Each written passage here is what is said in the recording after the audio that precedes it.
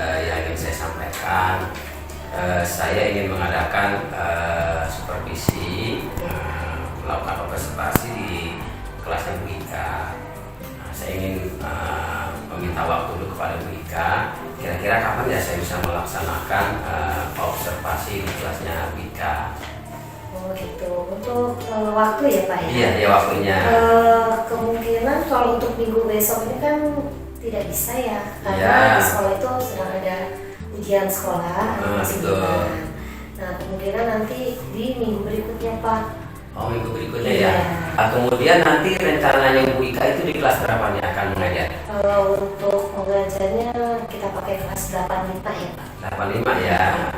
Kemudian saya ingin tahu juga di jam pelajaran berapa ya? Untuk jamnya jam kedua ketiga ya. Oh iya, jadi saya catat Bu Ika ya. Nanti saya akan mengadakan rencana supervisi di kelas Bu Ika di hari Senin, tanggal 15 Mei tahun 2023 di kelas 85 jam kedua ketiga ya. Betul. Oke. Kemudian Bu Ika, dari kegiatan Bu Ika yang akan dilaksanakan di kelas, kira-kira materi yang akan Bu Ika sampaikan apa ya? Materinya itu mengenai dinamika kependudukan yang ada di Indonesia. Materinya dinamika kependudukan di Indonesia. Kemudian rencana tujuan pembelajaran yang akan disampaikan apa tuh Bu Ika? Untuk tujuan pembelajarannya di mana dengan model pembelajaran PBL, kemudian pendekatan saintifik dan metode diskusi yang sudah berdiferensiasi. Peserta didik ini diharapkan dapat memahami dinamika kependudukan di Indonesia. Oke, bisa saya catat ya Bu Ika ya. Jadi tujuan pembelajarannya rencananya dengan model pembelajaran PBL, Project Based Learning, pendekatan saintifik dan metode diskusi dengan berdiferensiasi proses. Di akhir pembelajaran peserta didik memahami dinamika kependudukan Indonesia ya. Oke, kemudian kira-kira rencananya nih area pengembangan yang hendak dicapai oleh Bu Ika apa ya? Untuk arah kependudukan dengan tugas-tugas berupa LK ya, yang nanti akan saya berikan. Ya, jadi diharapkan siswa bisa memahami tentang dinamika kependudukan disertai dengan lembaga kerja yang memang Bu Ika sudah siapkan ya. Untuk mencapai tujuan tadi kan Bu Ika ini sudah merencanakan tujuan pembelajarannya. Untuk mencapai tujuan pembelajaran tadi, rencananya strategi yang akan digunakan apa itu? Nah, strateginya itu saya mengambil model pembelajaran Project Based Learning (PBL), kemudian menggunakan pendekatan saintifik, ya, dan metode diskusi, dengan berdiferensiasi proses. Iya, sudah lengkap ya. Jadi saya ambil amati dengarkan bahwa strategi yang digunakan itu PBL, pendekatannya saintifik, kemudian juga melakukan diskusi, juga dengan pendekatan diferensiasi proses ya. Nah, nanti ini Bu Ika juga harus ini saya sampaikan anak agar fokus terhadap materi yang disampaikan. Bu Ika juga harus menyampaikan KSE, kompetensi sosial emosional kepada anak. Nanti saya akan sampaikan di antara strategi yang bisa Bu Ika gunakan itu dengan menggunakan metode STOP. Ya, jadi anak diminta untuk menghentikan aktivitas, dia diminta untuk berdiri, rileks dia, tangan di atas paha, kemudian anak juga diminta untuk menarik nafas pelan-pelan, kemudian dihembuskan, ya, dan rasakan udara yang keluar. Kemudian diamati perlahan-lahan. Nah, setelah itu bisa dilanjutkan aktivitas selanjutnya. Itu salah satu metode dalam KSE, yaitu metode STOP. Nanti juga bisa terapkan di kelas ya, atau dengan cara yang lain supaya anak tetap fokus dan berkonsentrasi di dalam belajar. Kira-kira Bu Ika ini pengembangannya sudah cukup bagus ya, dan mudah-mudahan nanti bisa terrealisasi dalam kegiatan proses pembelajaran di kelas. Dan jangan lupa tadi, karena tujuannya tadi sudah disampaikan tentang diferensiasi proses, di sana harus ada dikritisasi prosesnya di dalam kegiatannya. Nah, itu Bu Ika ya. Mudah-mudahan nanti bisa terlaksana dengan baik dan bisa waktunya berjalan dengan sebaik-baiknya. Terima kasih Bu Ika atas waktunya. Sama-sama. Iya, Assalamualaikum. Waalaikumsalam.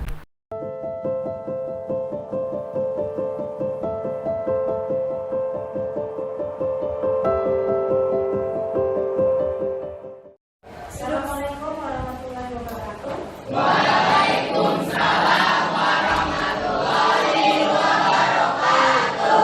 Untuk memulai pembelajaran kita hari ini, kita awali dengan berdoa. Siapa yang biasa berdoa?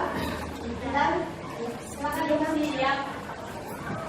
Berdoa menurut agama dan kepercayaan masing-masing. Berdoa mulai.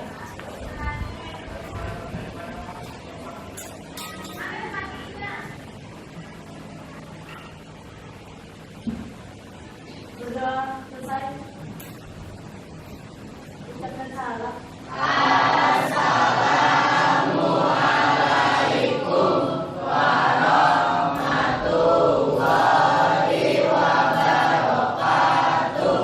Waalaikumsalam warahmatullahi wabarakatuh. Bagaimana kabarnya hari ini anak-anak? Oke, sebelum kita memulai pembelajaran hari ini, Ibu mau bertanya siapa yang tidak hadir? Raisa, siapa lagi? Ya, siapa lagi? Ani. Desya dengan Adil. Adil mana Adil? Di sini ya.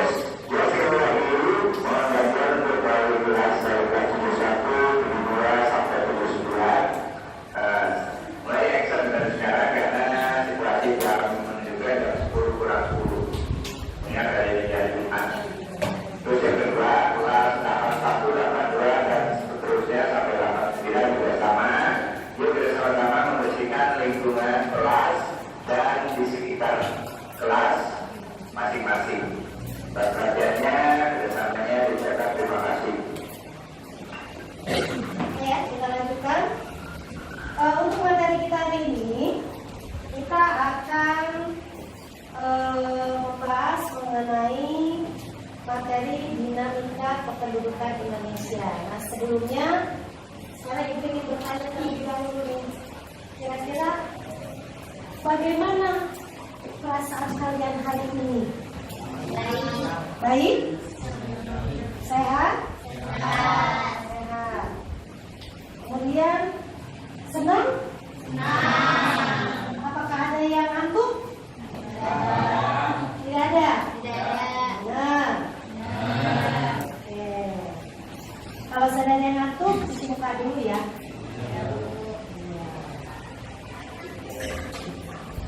Sekarang Ibu mau tahu juga nih, seberapa banyak sih perasaan kalian yang terlihat dalam gambar di depan. Coba Ibu mau tahu yang merasakan hari ini dengan bahagia. Siapa angkat tangannya? Saya. Bahagia ya. Oke, banyak. Kemudian siapa yang hari ini merasakan perasaan sangat bahagia? Nah, ada juga. Kemudian siapa yang hari ini merasakan apa ini ya? Pusing. Ayo, ada nggak yang pusing? Nggak ada. Oke. Kemudian siapa yang merasakan hari ini itu kesal? Nggak ada? Oke. Dan siapa yang hari ini perasaannya itu sedih? Nggak ada yang sedih? Oke. Ada satu. Siapa? Kenapa sedih? Sadi sedih. Keren Sadi sedih ya. Oke, berarti sekarang happy ya? Happy semua ya? Oke, tinggal satu nih yang nggak happy, dia ngantuk sih. Arya. Oke, supaya si Arya ini ikut perasaannya itu senang.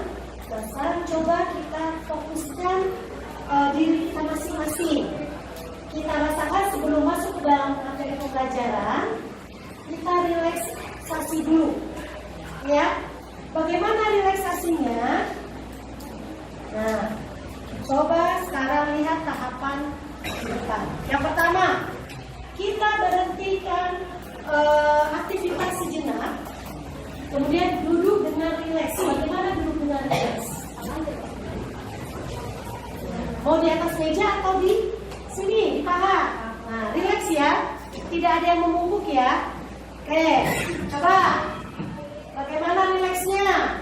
Kemudian, kalau sudah rileks dengan posisi duduk yang rileks juga, silakan kamu tarik nafas dari hidung ya, dari mulut ya. Kemudian pejamkan mata kamu. Pejam, kau pejam. Nah, kemudian buang udaranya setelah ditarik melalui mulut, buangnya. Jangan dari bawah ya, dari mulut. Nah, lakukan sekali lagi hingga kamu merasakan bahwa diri kamu itu dapat rileks. Bagaimana? Apa yang kamu rasakan? Rileks ya. Oke, nikmati, boleh berulang kali, sekali lagi boleh. Kalau sudah, silakan kamu buka matanya, lalu siapkan untuk belajar. Ada yang masih ngantuk? Maria? Masih ngantuk? Enggak? Sudah rileks? Oke. Oke ya, berarti pembelajaran kita hari ini bisa dimulai. Sudah dipersiapkan buku paketnya? Sudah. Buku tulisnya? Sudah. Sekarang silakan kalian perhatikan ke depan. Untuk materi kita kali ini masuk ke dalam dinamika kependudukan. Siapa yang masih ingat sebelum kita masuk ke dinamika? Kalian pernah mempelajari materi sebelumnya mengenai perdagangan antar pulau. Apa yang kalian ketahui tentang perdagangan antar pulau? Yang seperti apa? Ya, perdagangan antar pulau itu seperti apa sih? Perdagangan yang bagaimana sih? Coba, Intan. Bagaimana Intan? Perdagangan antar pulau itu yang bagaimana Intan?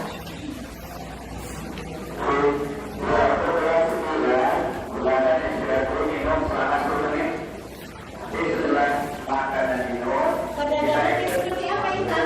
Perdagangan antar pulau itu? Karena nanti tugasnya oleh kelas ditunggu. Sudah cepat karena hari ini memang kamu tidak sholat di sekolah. Nanti bicara ada percepat. Iya, berarti antar pulau ya. Oke, ada lagi yang lain? Kira-kira apa sih perdagangan antar pulau? Siapa yang melakukan perdagangan antar pulau? Siapa yang melakukan perdagangan antar pulau? Para pedagangnya itu bagaimana?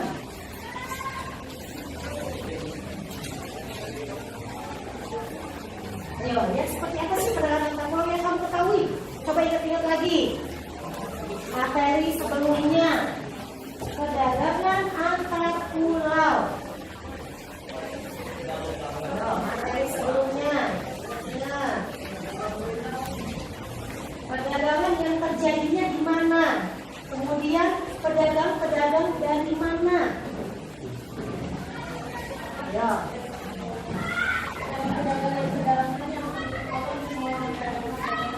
Betul. Yang lain? Ayo menambahkan. Apakah perdagangan antar pulau itu hanya dalam satu wilayah? Tidak. Bagaimana terjadinya? Dari satu ke daerah yang lainnya. Betul. Bisa juga perdagangan antar pulau itu juga terjadi dari satu wilayah ke wilayah yang lain, di mana terjadi yang namanya mobilitas atau perpindahan dari satu wilayah ke wilayah. Oke, sekarang kita kaitkan dengan materi kali ini mengenai dinamika kependudukan, di mana dalam materi pembelajarannya, yaitu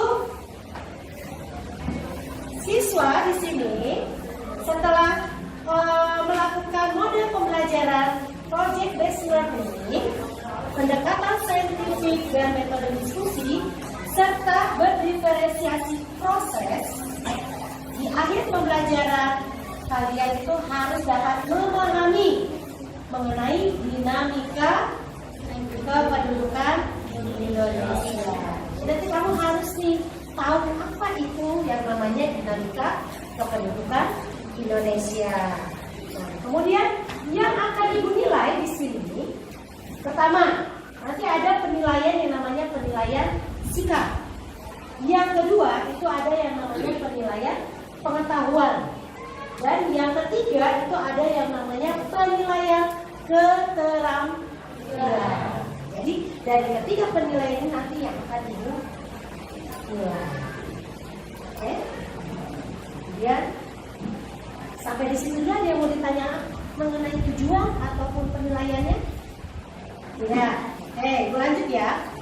Nah, sekarang bisa kalian lihat dulu ke depan. Di sini ada sebuah wacana mengenai dinamika kependudukan. Apa itu dinamika kependudukan? Apa, ladies?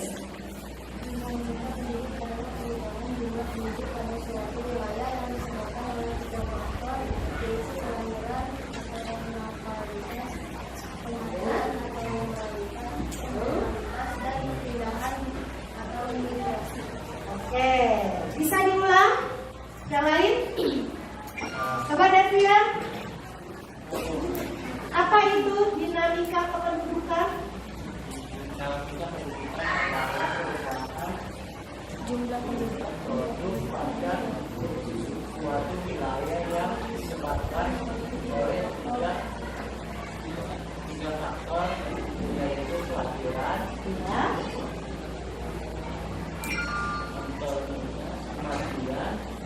kemudian dan perpindahan.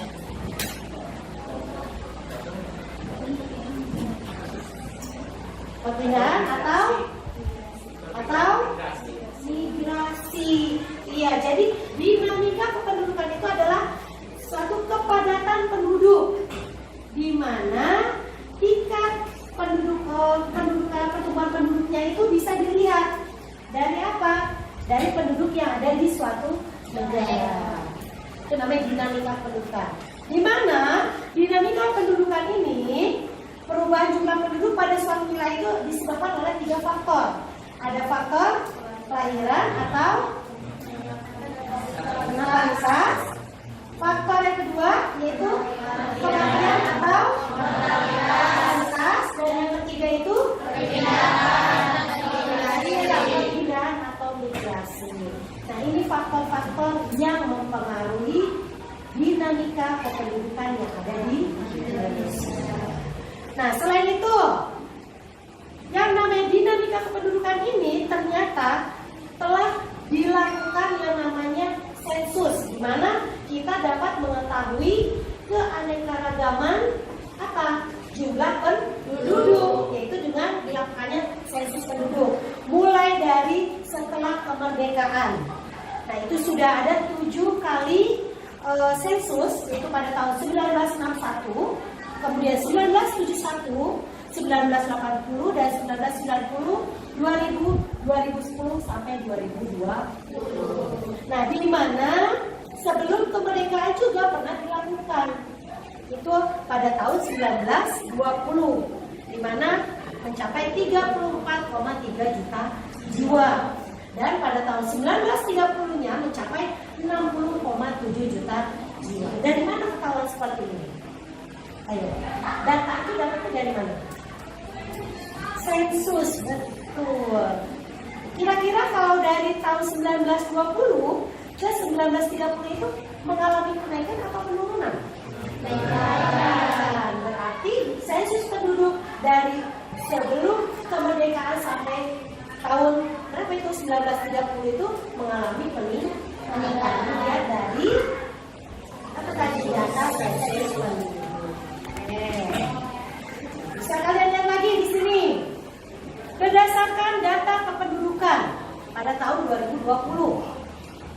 Di mana tahun 2015 jumlah penduduk Indonesia itu menempati urutan keberapa? Keempat di dunia setelah China, India, dan Amerika Serikat. Sedangkan Indonesia itu capaiannya itu peringkat kelima sebesar 256 juta jiwa. Nah, ini bisa kalian lihat di sini. Ada daftar jumlah penduduk RI ya, jumlah penduduk Republik Indonesia per provinsi. Itu kisaran dari tahun 2020.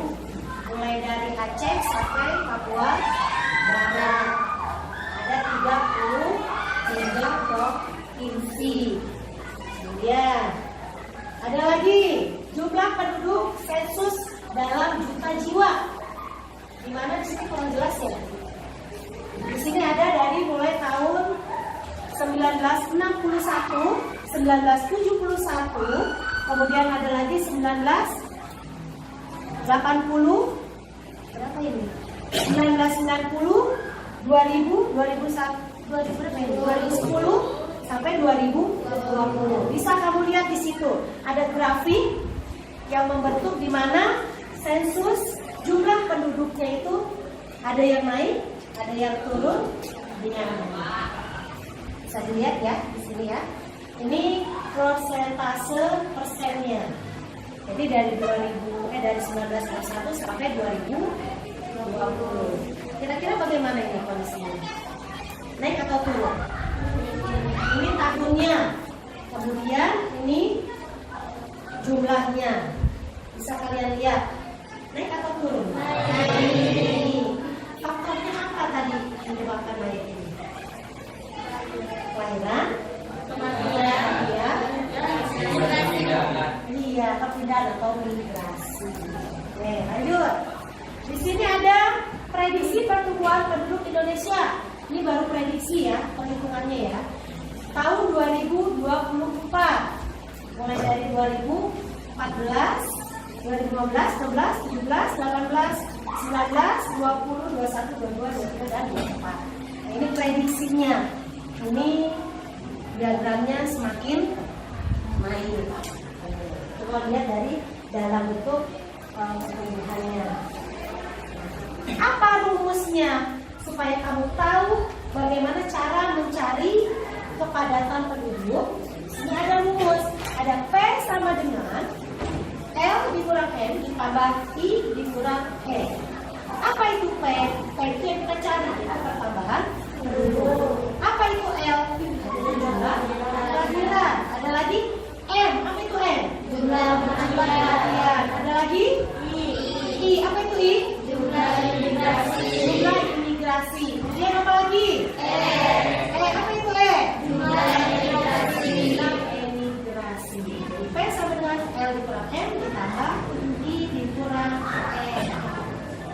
Kemudian kita masuk ke dalam faktor yang mempengaruhi dinamika kependudukan Indonesia. Yang pertama, ini ada kelahiran atau natalitas.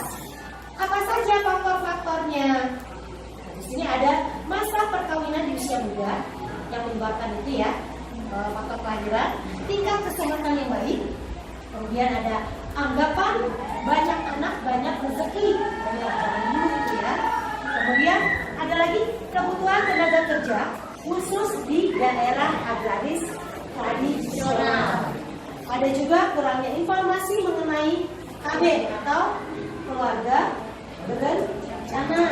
Ada juga keinginan memperoleh anak laki-laki sebagai penerus keturunan. Kemudian yang menghambatnya apa? Di sini ada 4 nih. Yang pertama, penundaan masa perkawinan, program keluarga berencana atau KB, anggapan anak merupakan beban orang tua katanya. Jadi kalau banyak anak, beban orang tua. Ada lagi semakin banyak wanita karir. Itu penghambatnya. Dari segi apa? Kelahiran atau natalitas. Selanjutnya, di sini ada angka kelahiran ya, klasifikasi angka kelahiran. Nah, di mana angka kelahiran kelahiran ini adalah banyaknya kelahiran dalam satu tahun tertentu per 1000 penduduk. Nah, pada pertengahan tahun yang sama. Nah, di sini ada cara mencarinya. Ada CDR atau angka kelahiran kasar. Ada B yaitu jumlah bayi yang lahir hidup pada periode tahun tertentu. Dan P yaitu jumlah penduduk pada pertengahan tahun. Dan K itu adalah konstanta atau biasanya 1000. Konstanta ini berarti per 1000 penduduk tadi. Jadi di sini rumusnya CDR sama dengan B per P dikali K. Ini rumusnya, jadi bisa kamu lihat dari keterangan tersebut. Lanjut, yang kedua, faktor kematian atau mortalitas. Faktor apa saja yang berkaitan atau yang menunjang angka kematian atau pro-mortalitas? Di sini bisa kamu lihat ada rendahnya kesadaran masyarakat akan pentingnya kesehatan. Biasanya gitu ya. Terkadang sumber daya manusianya kurang, itu dia terkadang juga apa? Kesadaran untuk pentingnya kesehatan itu juga kurang. Kemudian terjadinya bencana alam. Ada tsunami, gempa bumi, gunung meletus, banjir ataupun longsor. Ada lagi terjadinya peperangan, wabah penyakit, pembunuhan dan kriminalitas, fasilitas kesehatannya belum memadai atau belum lengkap, dan keadaan gizi penduduk yang ada. Itu yang membuat di mana faktor-faktor ini menunjang angka kematian. Kemudian yang menghambatnya. Nah, yang pertama di sini ada meningkatnya kesadaran penduduk akan pentingnya kesehatan. Berarti kebalikannya ya dari tadi pro-mortalitas. Kemudian yang kedua, fasilitas kesehatannya sudah memadai. Yang ketiga, meningkatnya keadaan gizi penduduk. Yang keempat, kondisi yang aman dan tentram di suatu daerah. Dan ajaran agama yang melarang bunuh diri. Betul. Tapi kalau kamu misalnya kuat agama kamu, berarti kamu juga tahu mana itu yang baik, mana itu yang tidak. Lanjut.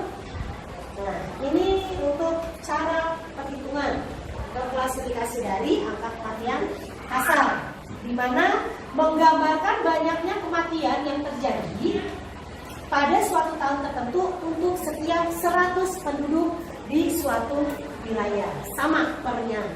Kemudian di sini ada CDR atau angka kematian kasar sama dengan D. D itu adalah jumlah kematian pada tahun tertentu per P yaitu jumlah penduduk pertengahan tahun dikali K. Konstanta biasanya 1000 per penduduk tadi. Sama per jadi CDR sama dengan D per P dikali K. Jadi untuk angka kematian kasar. Lanjut. Yang ketiga, faktor yang ketiga yaitu angka migrasi masuk. Pindahan. Apa itu rumusnya? Nah, di sini ada MI sama dengan I per P dikali K. Tetap konstanta ya. M itu apa? Angka migrasi masuk per 1000 penduduk pada tahun tertentu. Kemudian I adalah jumlah imigrasi masuk pada tahun tertentu. Kemudian P ini adalah jumlah penduduk pada pertengahan tahun tertentu dikali K, yaitu konstantanya tetap, yaitu 1000. Jadi tetap ya. Kalau MI rumusnya sama dengan I per P dikali K. Sekarang angka migrasi keluar. Sini juga ada rumus cara mencarinya. Yang namanya perpindahan penduduk itu kan ada yang ke dalam, ada yang keluar ya. Nah, itu juga ada rumusnya. Di mana NO sama dengan O per P dikali K atau konstanta. Di mana NO ini adalah angka migrasi keluar per 1000 penduduk pada tahun tertentu. Kemudian O adalah jumlah imigran keluar pada tahun tertentu P adalah jumlah penduduk pada pertengahan tahun tertentu dan K-nya tetap, konstannya sama, yaitu 1000. Ini rumus untuk mencari migrasi. Ya, dari materi yang tadi dari awal sampai akhir kaitannya dengan kependudukan, tadi kan kamu bilang ya, mencarinya bisa dilihat dari sensus. Nah, di mana sensus tersebut bisa kita komposisikan dari umur, jenis kelamin, dan karakteristik penduduknya. Di mana di sini dapat dibedakan menjadi 3 ciri-cirinya. Yang pertama, bisa kamu lihat dari tabel piramida ekspansif atau penduduk muda. Ada lagi piramida stasioner, penduduk tua, dan piramida konstruktif. Ini ada 3. Ada piramida ekspansif, piramida stasioner, dan piramida konstruktif. Nah, ini contoh gambaran dari piramida penduduk. Ada yang di sebelah sini di garis itu ada laki-laki perhitungannya, dan sebelahnya ini yang tidak digaris itu menunjukkan perempuan. Ini berbentuk piramida limas. Kemudian ada lagi yang bentuknya piramida granat. Ini laki-laki perhitungannya dan ini perempuan.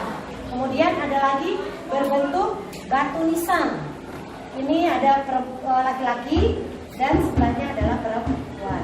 Nah, ini gambaran dari jumlah penduduk yang bisa kalian lihat dari sensus berupa bentuk piramida.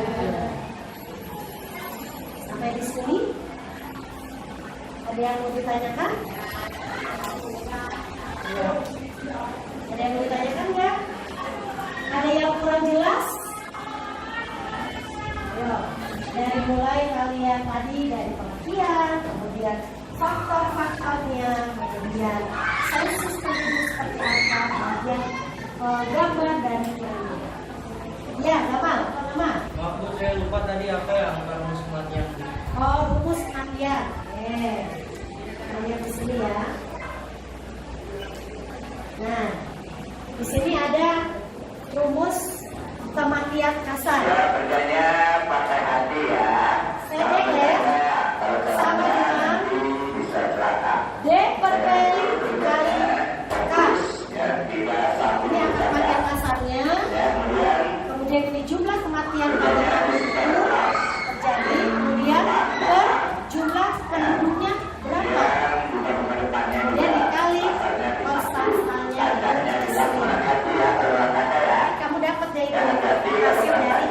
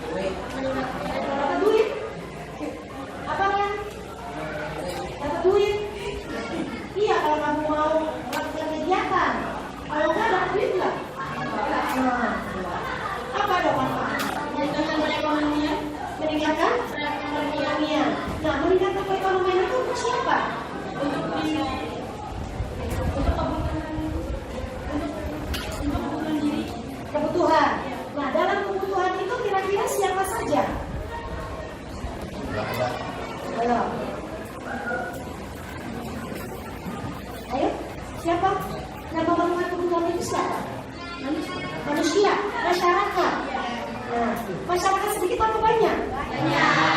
Hampir seluruh manusia butuh.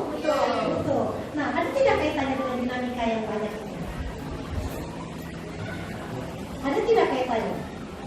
Pertumbuhan penduduk. Jika masyarakat tersebut tidak bekerja, tidak melakukan kegiatan, salah satunya adalah kegiatan perdagangan, apakah bisa melaksanakan kehidupan sehari-hari ini? Apakah bisa dia berkembang dengan adanya angka kelahiran, kematian, perpindahan penduduk? Ya, bisa nggak? Tidak. Berarti antara kegiatan perdagangan yang berada di pulau dengan dinamika kependudukan ada kaitannya? Yang lain bisa menambahkan?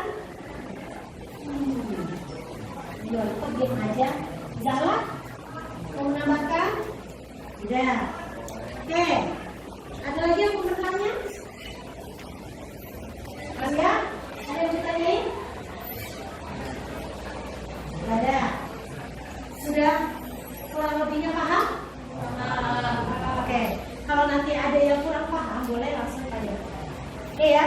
Untuk sekarang, Ibu akan membagikan LK untuk kalian diskusikan oleh tiap kelompok masing-masing. Silakan kalian baca dengan cermat, kemudian silakan kalian diskusikan masing-masing, kemudian silakan kalian jawab. Silakan bekerjasama dengan kelompok masing-masing. Kalau ada pertanyaan atau ada yang tidak jelas, boleh kalian tanyakan. Ini sama dulu.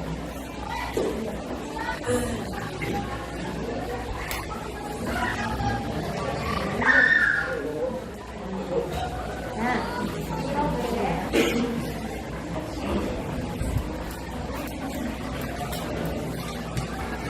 silakan itu nama kelompoknya.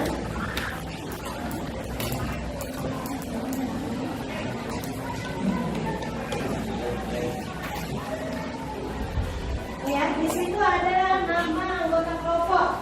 Silakan kalian tulis terlebih dahulu.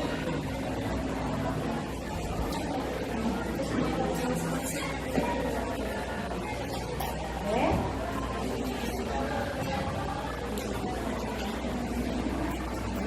Kalau sudah, silakan kalian diskusikan dengan kelompoknya masing-masing.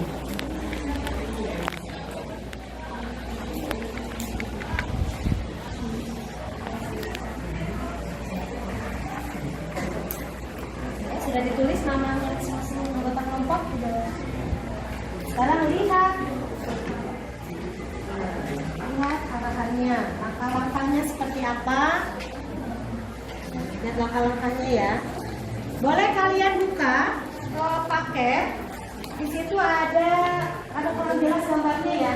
Ada gambaran mengenai data penduduk RI. Itu di halaman 87. Nah, ini lebih jelas. Lihat arahan dan langkah-langkah pengerjaan.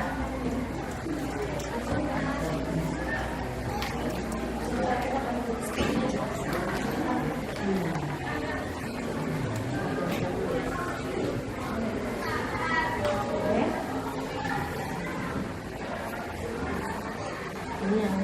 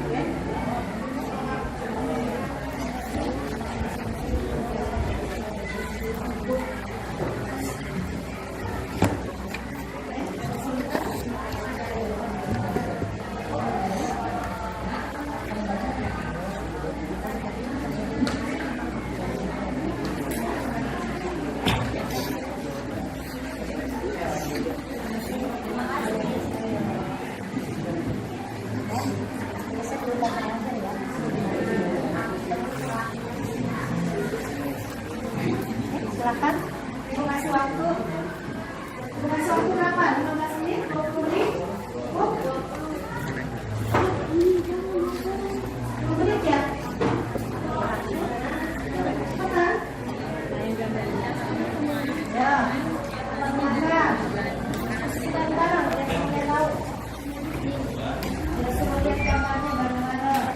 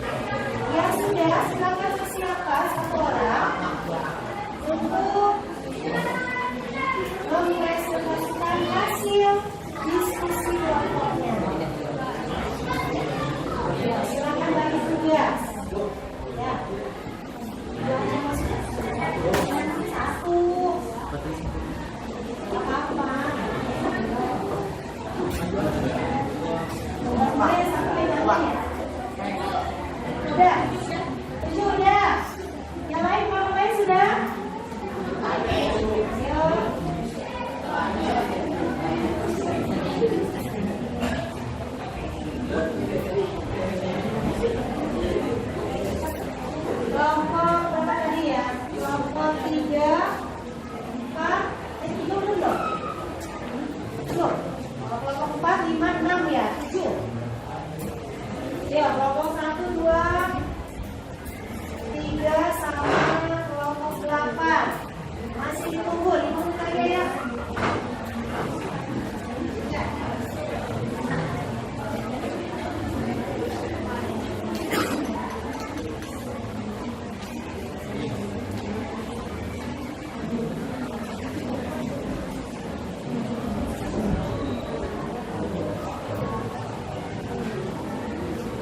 Kelompok 1 sudah selesai. Kelompok 2 belum. Kelompok 9. Kelompok 8 udah. Ayo boleh dipersiapkan. Yang mau maju terlebih dahulu siapa?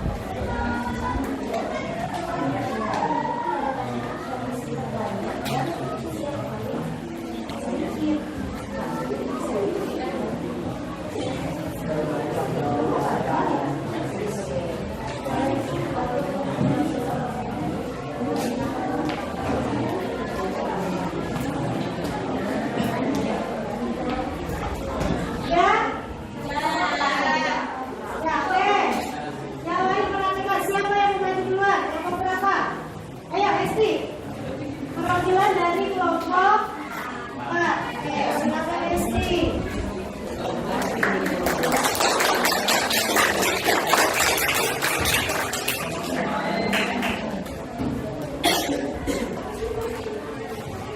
Assalamualaikum warahmatullahi wabarakatuh.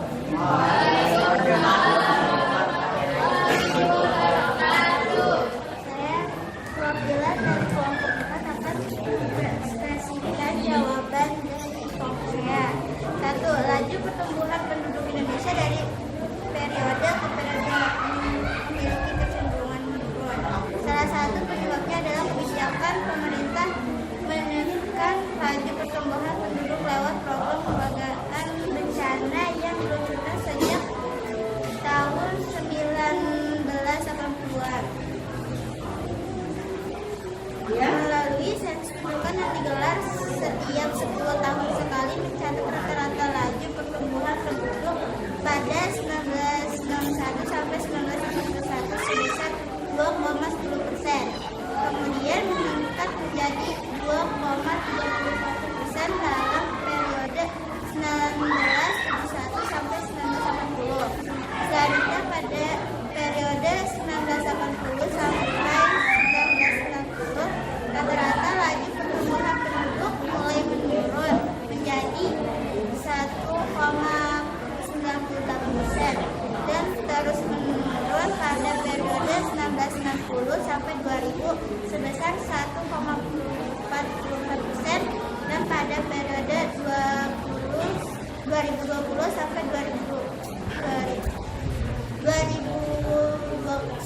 sampai 2020 sebesar 1,25% menurun tajam. 2. Periode tahun 1991 sampai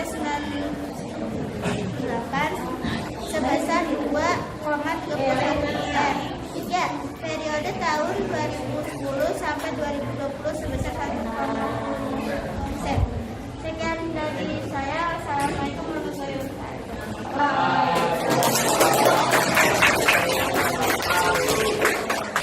Ya lanjut, kelompok berapa?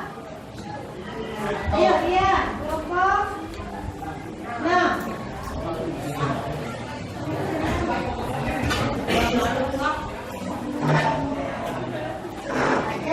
Ayo dia. Assalamualaikum warahmatullahi wabarakatuh. Saya perwakilan dari kelompok 6 akan mempresentasikan hasil diskusi kami. 1. Coba daftar jumlah penduduk RI berprovinsi. Apakah jumlah penduduk di tiap provinsi sama? Jawabannya tidak, karena setiap provinsi memiliki angka kelahiran dan kematian yang berbeda-beda. 2. Menurutmu mengapa jumlah penduduk di setiap provinsi berbeda? Karena tiap provinsi memiliki jumlah penduduk yang berbeda dikarenakan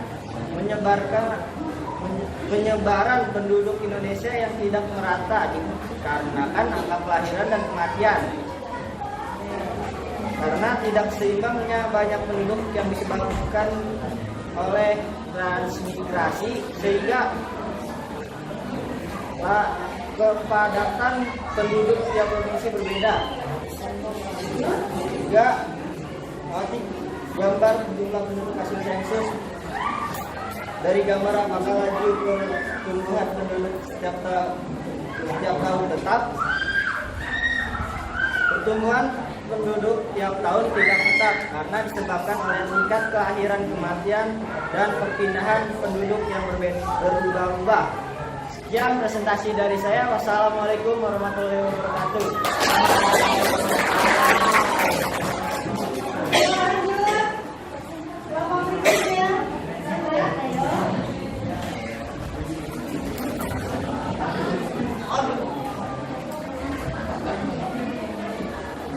Silakan Sandra.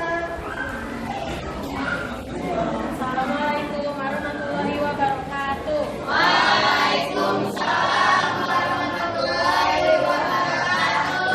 Saya perwakilan dari kelompok 3 akan membacakan bagaimana laju pertumbuhan penduduk dari tahun 1961 sampai dengan tahun 2020. Laju pertumbuhan penduduk Indonesia dari periode ke periode memiliki kecenderungan menurun. Salah satu penyebabnya adalah kebijakan pemerintah menekan laju pertumbuhan penduduk lewat program keluarga berencana yang diluncurkan sejak 1980-an. Dari gambar, pada tahun berapa laju pertumbuhan penduduk yang paling tinggi?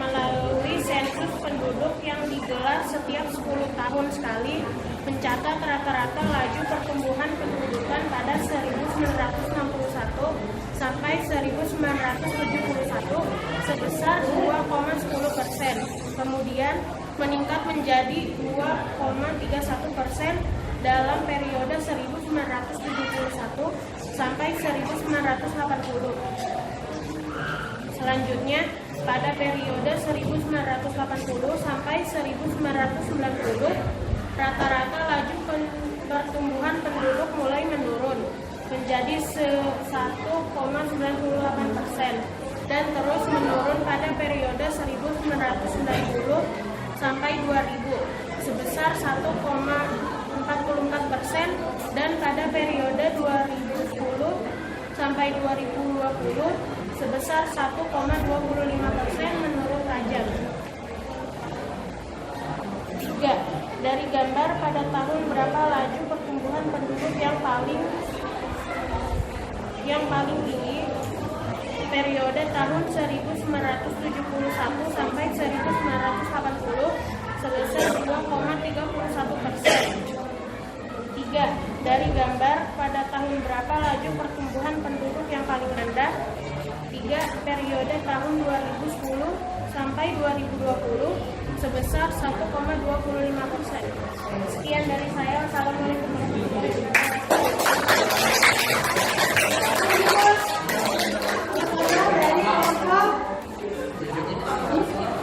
kelompok berapa kakak? 7. Oke. Selamat siang semuanya. Nama saya Gamana Putra Kapunan. Saya dari kelompok 7. Saya akan mempresentasikan hasil diskusi kami. Pertanyaan pertama adalah 1. Dari gambar prediksi. Ini gambarnya teman-teman. Dari gambar prediksi pertumbuhan penduduk Indonesia 2024, apakah pertumbuhan penduduk meningkat atau menurun? Jawaban dari hasil diskusi kami adalah 1. Pertumbuhan penduduk meningkat sebesar 281,64%. 2. Laju pertumbuhan penduduk tiap wilayah tidak sama dikarenakan 3 faktor, yaitu kelahiran, kematian, dan perpindahan. Dan keuntungannya adalah 1. Mempunyai sumber daya manusia yang banyak. 2. Mudah memperoleh tenaga kerja. 3. Menjadi pasar untuk hasil produksi yang potensial. 4. Menumbuhkan banyak manusia yang punya jiwa wirausaha. 5. Mempercepat proses pembangunan. Kerugiannya apa? Kerugiannya adalah 1. Munculnya masalah sosial seperti kemiskinan dan pengangguran. 2. Pemenuhan kebutuhan pokok yang sangat besar. 3. Adanya pemukiman kumuh di perkotaan. 4. Membutuhkan dana besar untuk menyediakan suatu prasarana umum bagi penduduk dengan berjumlah yang banyak. Dan ini jawaban pertanyaan yang keempat. Apa menurutmu apa upaya untuk menekan laju pertumbuhan penduduk? Hasil jawaban kami adalah 4. Jumlah yang sangat banyak merupakan sumber daya yang sangat penting. Namun jika penduduk yang banyak namun tidak berkualitas, maka akan menjadi beban bagi suatu negara. Menghadapi cara laju penduduk, yaitu negara 1. Melalui pendekatan sebuah pendidikan edukasi yang dihasilkan pada usia anak agar dapat menekan angka kelahiran. 2. Melalui pembatasan pinjaman anak bagi PNS maupun ABRI. 3. Mencanangkan program KB dan mensosialisasikan langsung ke daerah-daerah yang memiliki angka pertumbuhan penduduk tinggi. Demikian presentasi dari saya. Terima kasih. Selamat siang. Bayu, kelompok 8. Oke, ayo. Assalamualaikum warahmatullahi wabarakatuh. Saya Bayu Dianggoro, mewakili kelompok 8. Saya akan membacakan hasil diskusi kami. Nomor 1. Dari gambar prediksi pertumbuhan penduduk Indonesia 2024, apakah pertumbuhan penduduk meningkat atau menurun? Jawabannya, pertumbuhan penduduk meningkat sebesar 281,64%. Nomor 2. Amati gambar jumlah penduduk hasil sensus. Dari data gambar, mengapa laju pertumbuhan penduduk setiap tahun tidak sama? Menurutmu, faktor apa saja yang mempengaruhinya? Jawabannya, laju pertumbuhan penduduk tiap wilayah tidak sama dikarenakan 3 faktor, yaitu kelahiran, kematian, dan perpindahan. Nomor 3. Menurutmu, apa keuntungan dan kerugian dengan banyaknya penduduk di suatu wilayah atau negara? Jawabannya, keuntungannya nomor 1. Mempunyai sumber daya manusia yang banyak. 2. Mudah memperoleh tenaga kerja. 3. Menjadi pasar untuk hasil produksi yang potensial. 4. Menumbuhkan banyak manusia yang punya jiwa wirausaha. 5. Mempercepat proses pembangunan. Kerugiannya, 1. Munculnya masalah sosial seperti kemiskinan dan pengangguran. 2. Pemenuhan kebutuhan pokok yang sangat besar. 3. Adanya pemukiman kumuh di perkotaan.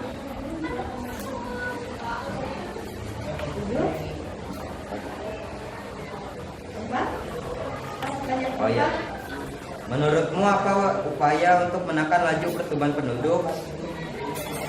Melalui pendekatan sebuah pendidikan, mengedukasi edukasi mengenai menikah pada usia matang. 2. Dapat melalui pembatasan tunjangan anak bagi PNS maupun ABRI. 3. Mencanangkan program KB dan mensosialisasikan langsung ke daerah-daerah yang memiliki angka pertumbuhan penduduk tinggi. Sekian dari saya. Terima kasih. Mohon maaf apabila ada salah kata. Wassalamualaikum warahmatullahi wabarakatuh.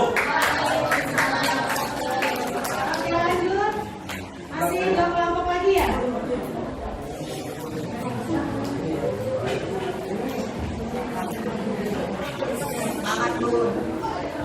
Assalamualaikum warahmatullahi wabarakatuh. Waalaikumsalam warahmatullahi wabarakatuh. Saya dari kelompok 2 ingin menyampaikan amati gambar data dari daftar jumlah penduduk RI per provinsi. Penduduk terbanyak dan sedikit terdapat di provinsi apa? Jumlah penduduk Jawa Barat terbanyak yakni 46.092.205 jiwa. Kalimantan Utara jumlah penduduk paling sedikit yakni 6.600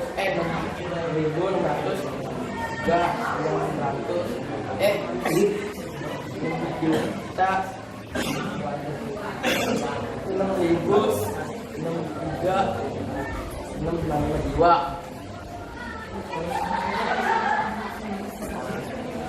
Dari gambar ini gambar berikut, Jawa Barat, Jawa Timur, Jawa Tengah, Sumatera Barat, DKI Jakarta, Banten, Sulawesi Selatan, Lampung, Sumatera Selatan, Riau, Sumatera Barat, Kalimantan Barat, NTT, NTB, Aceh, Papua, Bali, Kalimantan Selatan, Daerah Istimewa Yogyakarta, Kalimantan Timur, Jambi, Sulawesi Tengah, Sulawesi Utara, Sulawesi Tenggara, Kalimantan Tengah, Bengkulu, Kepulauan Riau, Maluku, Sulawesi Barat, Kepulauan Bangka Belitung, Maluku Utara, Gorontalo, Papua Barat, Kalimantan Utara.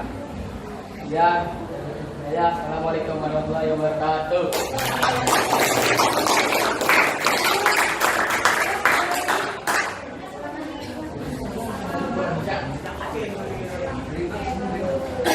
Assalamualaikum warahmatullahi wabarakatuh. Saya perwakilan dari kelompok 5 akan mempresentasikan hasil diskusi bersama kelompok saya. 1. Amati gambar daftar jumlah penduduk RI per provinsi. Apakah jumlah penduduk di setiap provinsi sama? Jawabannya tidak, karena di setiap provinsi memiliki jumlah yang berbeda-beda. 2. Menurutmu mengapa jumlah penduduk di setiap provinsi berbeda? Jawabannya karena jumlah penduduk di Indonesia akan terus mengalami pertambahan setiap harinya dan juga mengalami pengurangan setiap harinya. 3. Amati gambar jumlah penduduk hasil sensus atau jiwa. Dari gambar apakah laju pertumbuhan penduduk setiap tahun tetap? Jawabannya tidak, karena di setiap provinsi ada yang bertambah dan ada yang berkurang. Sekian presentasi dari saya perwakilan kelompok 5. Terima kasih. Wassalamualaikum warahmatullahi wabarakatuh. Lanjut ke kelompok lagi. Ya.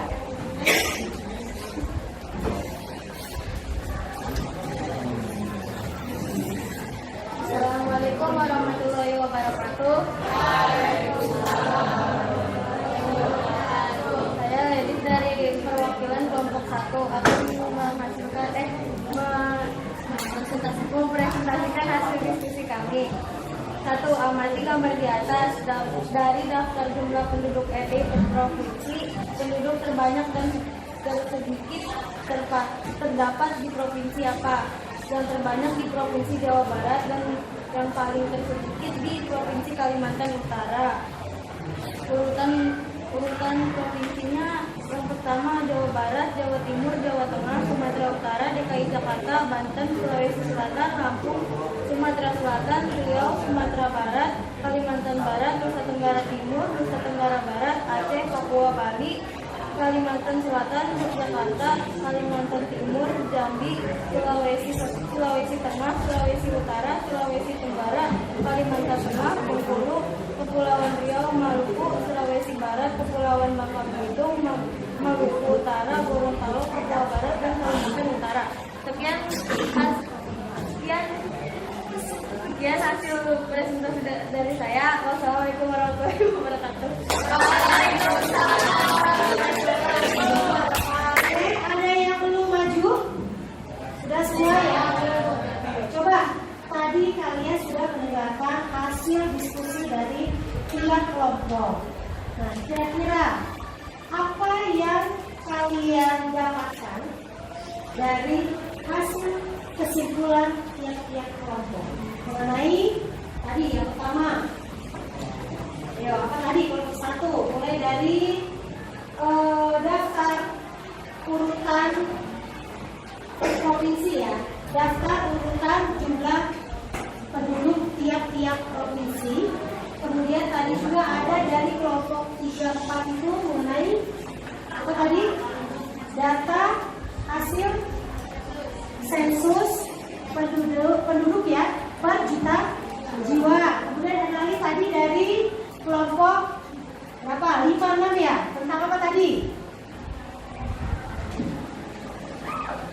Ayo, tentang apa tadi? Daftar jumlah penduduk RI per provinsi. Per provinsi.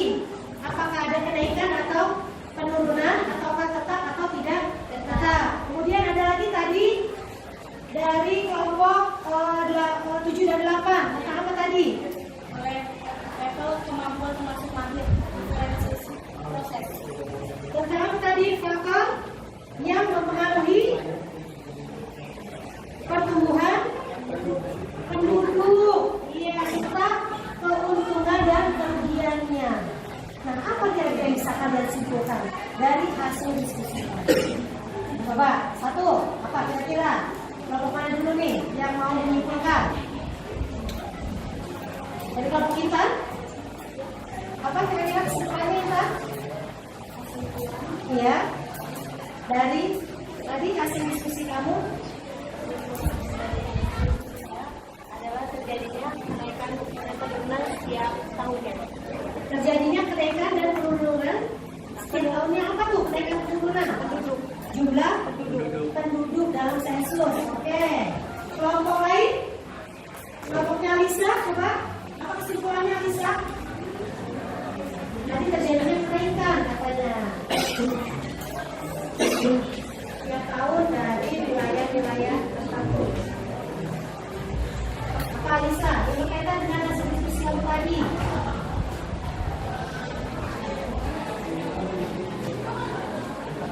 Apa?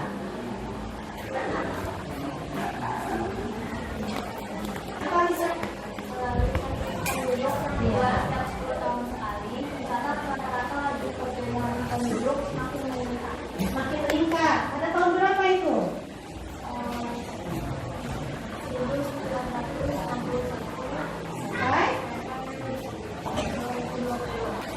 2020. Meningkat terus. Oke. Lanjut kelompok 1. Apa kira-kira kesimpulannya?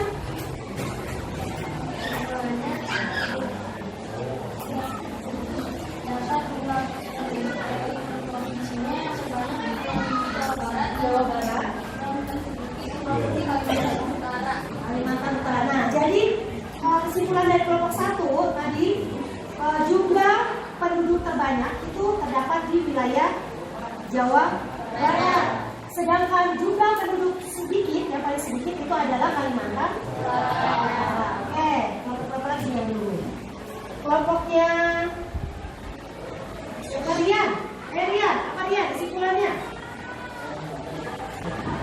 Pertumbuhan penduduk tiap tahun tidak tetap karena disebabkan oleh tingkat kemahiran, kematian, dan perpindahan penduduk yang berubah-ubah. Oke, berarti tidak tetap ya dikarenakan adanya faktor kelahiran, kematian, dan kelahiran. Kelompok berapa ini? Kelompok Sandra, ayo apa kira-kira kesimpulannya?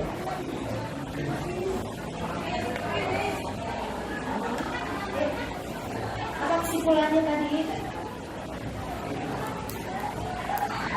Pertumbuhan penduduk Indonesia dari beberapa periode menunjukkan kecenderungan menurun.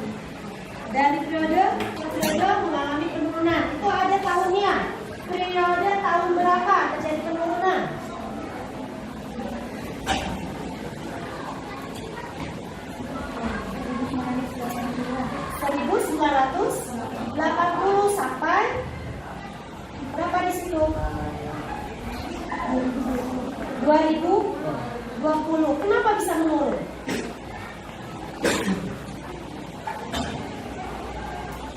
Apa? Dicanangkannya apa itu? Tahun 1980 sampai 2020. Kan periodenya itu yang menurun. Kenapa? Adanya Kematian, perpindahan, dan kelahiran. kematian, perpindahan, kelahiran. Pencanangannya apa? Waktu tahun periode itu 1980 itu. Jadi gerakannya program apa tadi? Ada yang jawab tadi? Apa? Hesti? Program?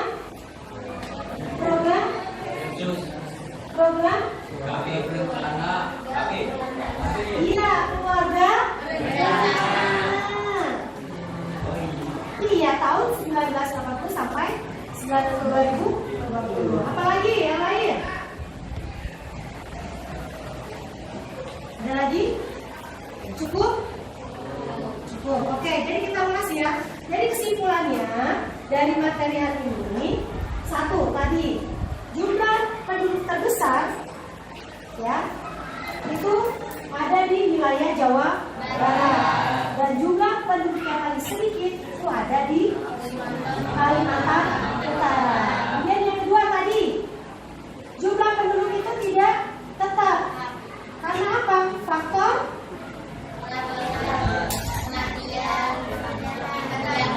iya. Kemudian jumlah penduduk itu berubah-ubah sesuai dengan periodenya. Periode tertinggi itu terjadi pada tahun berapa?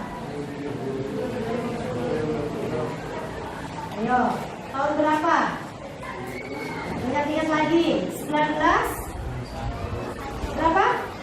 6 berapa tadi? 61 sampai ya, kemudian mengalami penurunan pada tahun 19 ya sampai tadi yang kami itu 19 berapa? Ya, 2000 berapa? 2020. Ya, ada lagi? Kemudian apa kerugian dan kekurangannya tadi? Ya, apa tadi kerugian dan kekurangannya dengan adanya dinamika tersebut? Kerugiannya satu, munculnya masalah sosial. Masalah sosial. Terus apa lagi? Pemenuhan kebutuhan pokok yang sangat besar. Ya, bukan pokok yang besar. Apalagi? Pemukiman kumuh di perkotaan. Ya, terjadi pemukiman kumuh di perkotaan. Ada lagi? Yang terakhir, membutuhkan dana besar untuk menyediakan satu prasarana umum bagi penduduk dengan berjumlah yang banyak. Iya, itu kerugian atau kerugian ya? Kerugian. Kerugian. Kemudian permasalahannya apa? Selain kerugian ada keuntungannya. Iya, apa? Yang pertama, mempunyai sumber daya manusia yang banyak. Oke. Kemudian pengelolaan tenaga kerja. Ya. Ketiga, menjadi pasar untuk hasil produksi yang berkelanjutan. Betul. Apa lagi? Membutuhkan banyak manusia yang punya jiwa wirausaha. Dan yang terakhir, mempercepat proses pembangunan. Betul. Itulah yang kita pelajari hari ini ya, kesimpulan dari materi mengenai dinamika kependudukan. Jadi kalian harus tahu apa aja faktor yang mempengaruhi terjadinya dinamika kependudukan. Kemudian apa kerugian dan keuntungannya. Kemudian wilayah mana saja yang mengalami dinamika kependudukan yang tinggi dan rendah. Kemudian kenapa dinamikanya itu berubah-ubah, tidak tetap karena betul.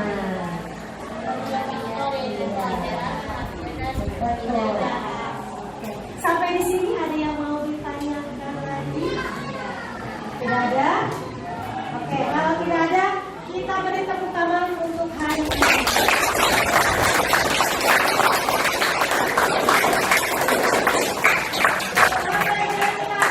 Kita cukupkan sampai di sini dulu.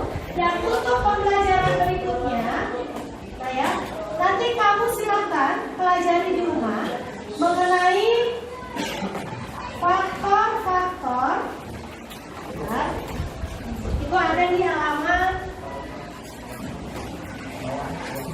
ya.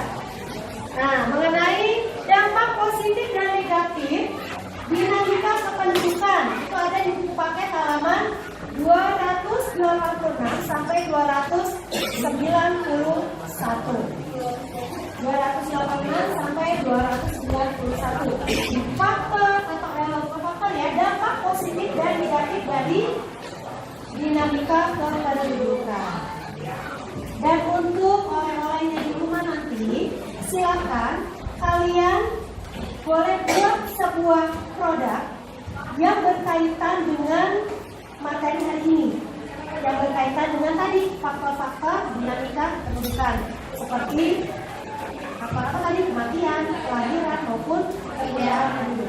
Boleh berupa poster, boleh berupa karangan deskripsi, boleh juga berupa clipping.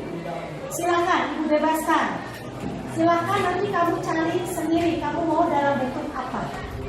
Oke? Mau deskripsi, menceritakan silakan. Mau dalam bentuk gambar, boleh. Mau dalam bentuk clipping, boleh. Atau bentuk-bentuk yang lainnya, Ibu bebaskan, terserah.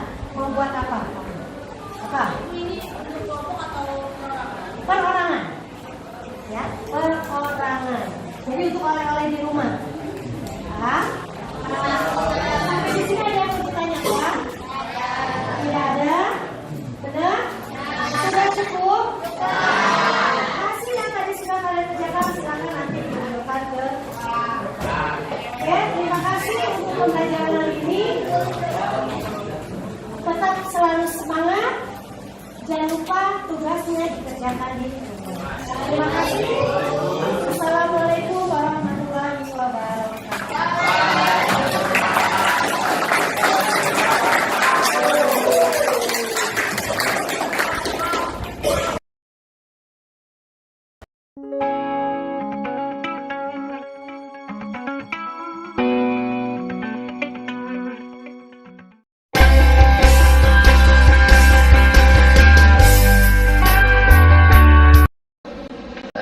Selamat pagi Tika. Selamat pagi. Mohon maaf nih mengganggu kegiatan Tika. Pada hari ini kita melanjutkan hasil dari observasi kelas yang saya lakukan pada minggu yang lalu. Kemarin di kelas 8 Tika ya? Iya betul.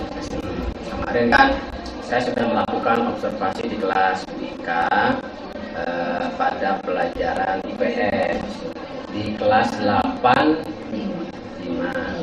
Oke, pada saat itu kan di dalam proses pembelajaran yang Ibu lakukan, tujuan pembelajarannya kalau saya dapatkan adalah dengan model pembelajaran PBL, pendekatan saintifik dan metode diskusi serta berdiferensiasi proses.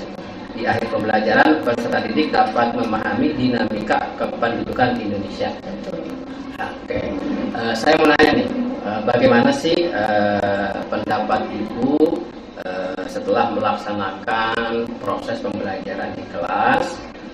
Sudah sesuai belum dengan rancangan RPP yang Ibu buat? Kalau untuk penyesuaian dengan RPP ya, menurut saya sudah sesuai. Di mana dalam langkah-langkah dalam RPP baik itu dari kegiatan pendahuluan, kemudian kegiatan inti maupun penutup itu sudah sesuai. Jadi menurut Ibu proses pembelajaran di kelas itu sudah sesuai dengan rancangan RPP yang dibuat ya? Iya betul. Oke, sejauh itu kemudian dalam pelaksanaannya Ibu sudah puas atau belum nih kira-kira? Alhamdulillah sudah puas Pak. Sudah puas ya? Kemudian bisa nggak Ibu menceritakan hal-hal yang Ibu rasa sudah puas dalam proses pembelajaran kelas ini? Dalam pembelajaran ini ya saya merasakan senang ya, dimana dalam pelaksanaannya itu anak-anak ikut serta dalam pengerjaan tugas secara aktif, kemudian bertanya pun aktif, dan serta antusias dari siswa pun dalam mengikuti pembelajaran juga aktif. Jadi intinya ibu sudah senang ya, Iya. karena siswanya itu sudah antusias mengikuti pembelajaran, kemudian adanya keterlibatan anak aktif bertanya di kelas ya. Iya. Menurut ibu kemarin di kelas itu seberapa persen sih anak yang aktif itu kira-kira berpendapat ibu? Hampir 90% ya. Hampir 90% ya.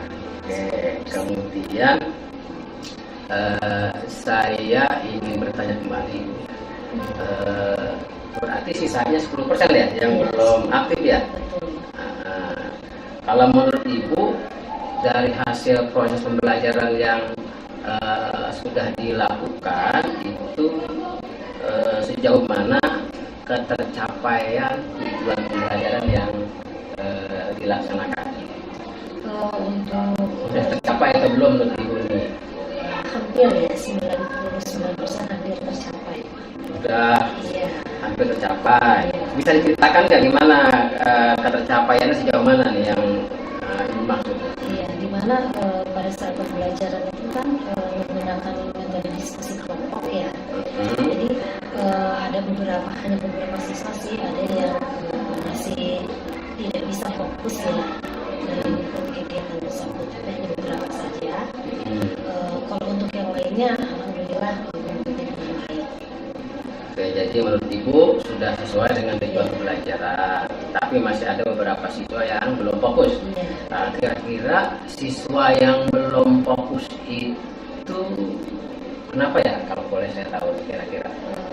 Kemungkinan ini ya masih ada yang belum bisa fokus dalam pembelajaran itu, dia masih ada yang ingin bercanda, dia juga mengajak ngobrol teman satu kelompoknya seperti itu, sehingga dia kan tidak bisa mengikuti dengan baik gitu.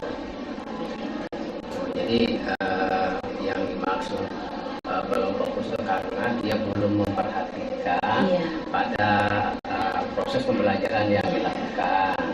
Masih ada yang suka bercanda. Gitu. Kira-kira kalau menurut Bu Ika nih, anak yang tadi itu tuh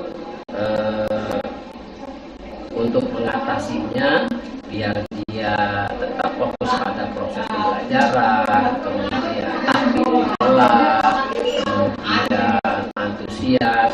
Ini kira-kira mengatasinya menurut Ika bagaimana nih? Kemungkinan nanti pada saat pembelajaran berikutnya ya Pak, sebisa mungkin nih saya akan melakukan perencanaan kembali, perencanaan pembelajaran, di mana pembelajarannya itu harus lebih berbeda ya dari sebelumnya, dan juga menggunakan media pembelajaran yang berbeda juga, gitu, agar si anak yang tadi tidak fokus ini dia bisa lebih fokus dan lebih aktif lagi dalam mengikuti kegiatan pembelajaran. Oh gitu. Jadi rencana ke depan agar anak lebih aktif, ibu ingin menggunakan media pembelajaran yang berbeda. Kira-kira media yang tepat apa nih Bu? Yang agar anak tetap aktif di kelas, kemudian antusias. Kira-kira media yang tepat itu apa ya? Media yang ibu akan gunakan? Mungkin tambahannya ya sedikit menggunakan media elektronik ya Pak, Media elektronik, misalnya apa Bu? seperti handphone ya atau gadget ya. Jadi siswa ini lebih aktif lagi dia untuk mencari tahu gitu, sehingga dia pun termotivasi mungkin ya, karena memang gadget itu kan sudah tidak asing lagi bagi siswa-siswa ya, sehingga untuk pembelajaran itu sepertinya lebih bisa masuk. Oh, jadi ingin menambah media lain ya? Iya. Karena menurut ibu media yang digunakan kemarin itu belum tepat ya bagi si anak tersebut, sehingga dia kurang fokus atau kurang berkonsentrasi dalam mengikuti pembelajaran. Mungkin saja dari hal itu ibu solusinya ingin menggunakan media yang lain ya. Oke, jadi mencoba lagi ya. Selanjutnya, di samping yang ibu rasakan, di samping ibu melihat ada anak yang kurang antusias, saya ingin tahu lebih lanjut, kira-kira ada nggak kesulitan lain yang ibu hadapi kemarin menurut ibu pada saat melaksanakan proses pembelajaran di kelas? Kesulitan lainnya Ada tidak? saya kira tidak ada ya Pak ya, kecuali memang sebenarnya memang kekurangannya hanya dari media itu juga ya, media pembelajaran itu yang mungkin tidak bisa membuat si anak ini fokus. Jadi tidak ada kesulitan lain ya? Iya, tidak. Menurut Ibu. Kemudian kemarin itu nanti akan saya sampaikan ya hasil beberapa catatan saya. Nanti setelah ini mungkin akan saya sampaikan hasil dari refleksi yang saya lakukan.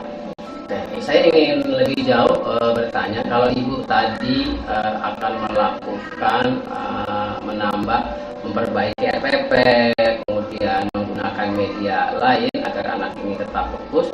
Kemudian menurut Ibu kira-kira ada enggak teman Ibu atau teman sejawat yang bisa diajak kerjasama untuk mengatasi masalah ini kira-kira? Ada ya Pak ya. Kemungkinan saya akan kerjasama dengan sesama guru mapel IPS juga. Bekerja sama dengan guru IPS. Dengan siapa kira-kira Ibu? Kalau di sekolah kami sini ada Bu Indati ya. Ada Bu Indarti. Sama-sama mapel IPS ya? Betul. Kelas 8. Iya, Kira-kira kapan sih menurut Ibu akan melakukan kolaborasi dengan sejawatnya? Apakah minggu-minggu ini atau minggu depan atau bulan depan, sehingga Ibu bisa memperbaiki kekurangan dalam proses pembelajaran? Kira-kira kapan akan dilaksanakan?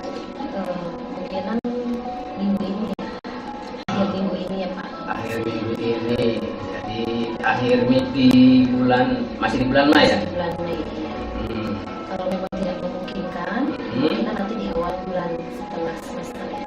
Oh, nanti di bulan Juni ya? Iya, Ya mudah-mudahan itu bisa terlaksana dan bisa ditemukan misalnya media yang tepat, yang agar pada saat Ibu melakukan proses pembelajaran kembali, semua anak bisa antusias, semua anak bisa aktif dalam proses pembelajaran. Nah, kemudian apakah semua anak ini yang aktif ini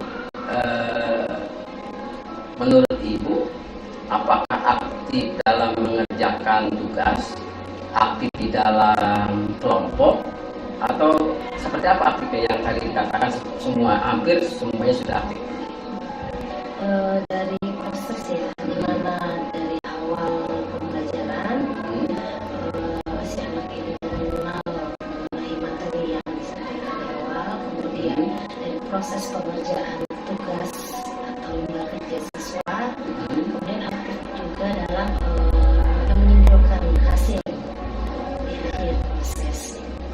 Jadi baik dari awal, kemudian dari proses pembelajaran maupun di akhir, semua anak itu bisa